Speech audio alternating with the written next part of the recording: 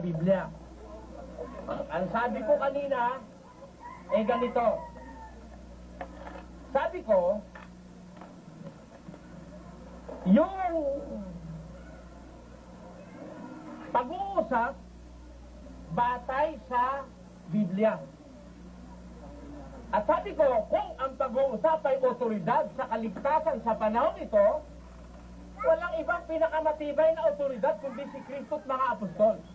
Kaya kapag gagamit sila ng mga ibang sulat na kokontra doon sa sinabi ni Kristo at mga apostol, ang dapat nating gawin kung pagpipiliin tayo, ang kunin natin yung sa kay Kristo at mga apostol.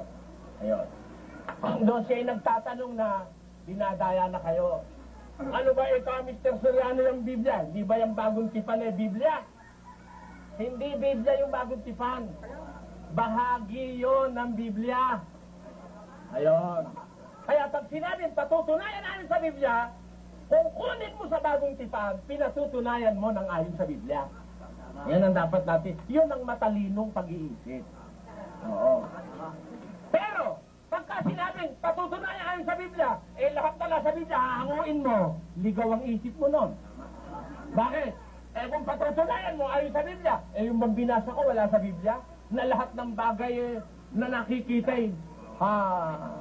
may katapusan. Yun ba wala sa Biblia? Nasa Biblia. Yun, ang mga saksi, ang ugali, hindi na nila kukunin yun. Hindi na nila kukunin yun.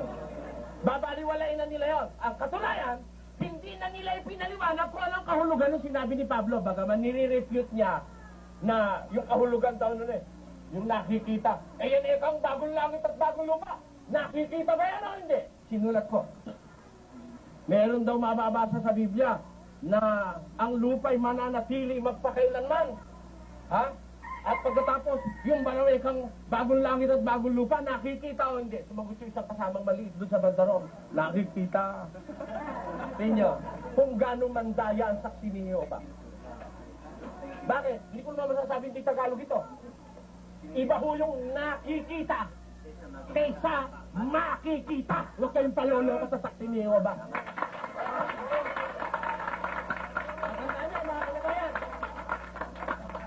Yun hong lupang ito na sinasabi ni San Pablo, lahat ng bagay na nakikita, present progressive.